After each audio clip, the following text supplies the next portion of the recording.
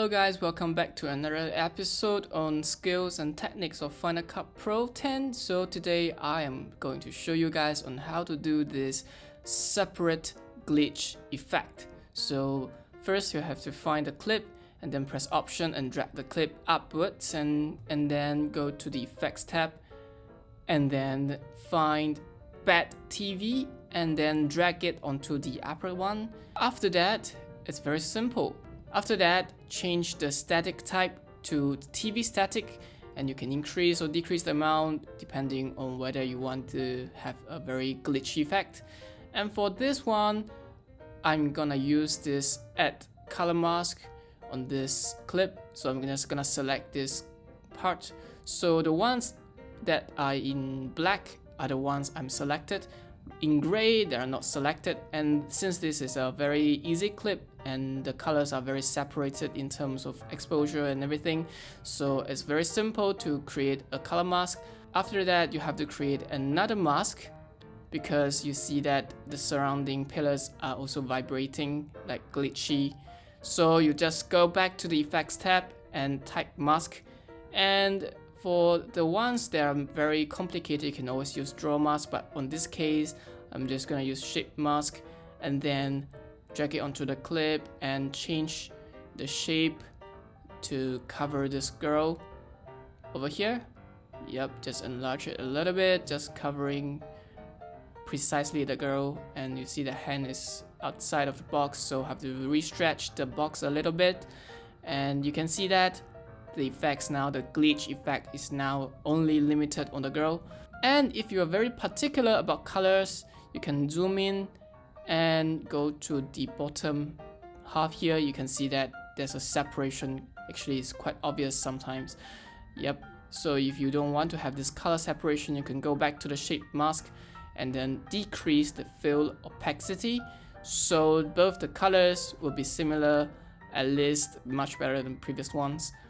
And the glitch effect is still happening on the girl. And let's change back the scale. And once you play back, you can see that, let me enlarge this a little bit first. Once you play back, you can see that the glitch effect still happens, but then it's only limited at a girl and the effects are not affecting the surrounding. So you can always change the amount, decrease or increase to have more distortion. Just now I've already mentioned it. So for me, I can create a few keyframes on the clip. So let me reset this first and go to the start of the clip, create a keyframe first, and then drag it all the way down. So in the middle, the starting part, I'm gonna put amount to 24 and then drop back to 0 a few frames later, and then increase back to 14 and drop back to 0 again, and then a few frames later I'm going to increase a little bit to 20. No, actually 20 is not the one, maybe 30. Yeah, 30. At the end I'm gonna switch back to 0 and let's see the effect. Yep, you can see that if the amount is very small, the glitch effect is very limited. If the amount is higher, like 30, you can see there's a very obvious glitch. And if you want to change the keyframes, you can always right click on the clip and show all animations and then just change the little dots here and just drag it if you want to have a shorter period of glitch effect or longer period of glitch effect. But do remember how many keyframes you have created and on which parts these keyframes are. And you can see that now the timing of the glitch is different from just now. And yep, it's very easy to change the keyframes. There's a little tip.